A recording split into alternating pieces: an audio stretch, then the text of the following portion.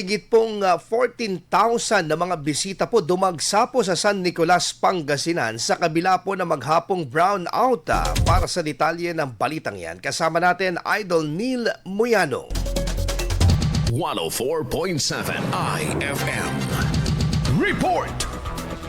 Umabot sa mahigit 4,000 residente at turistang dumagsa sa iba't ibang pasyalan sa bayan ng San Nicolas kahit pa nakaranas ng buong araw na power interruption nitong nagdaang linggo. Sa alip na maapektuhan ng kawalan ng kuryente, sinamantala ng mga taong araw upang maglibang sa kalikasan mula sa mga ilog, eco park hanggang sa mga bulubunduking destinasyon. Pinakamalaking bilang ng bisita ang naitala sa Puya River Picnic Grounds na umabot sa 6,905.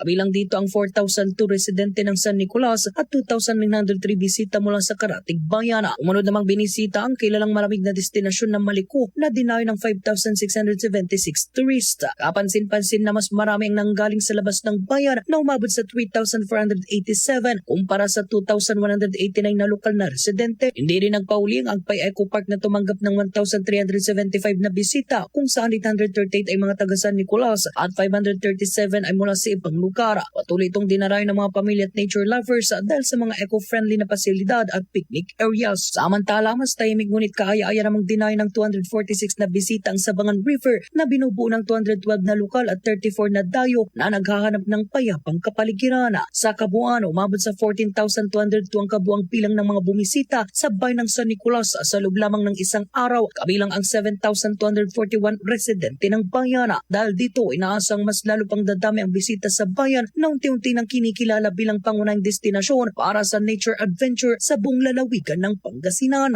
Kasama mo mula rito sa FM News Tagupan, ito si Idol Muyano, Tadak IFM.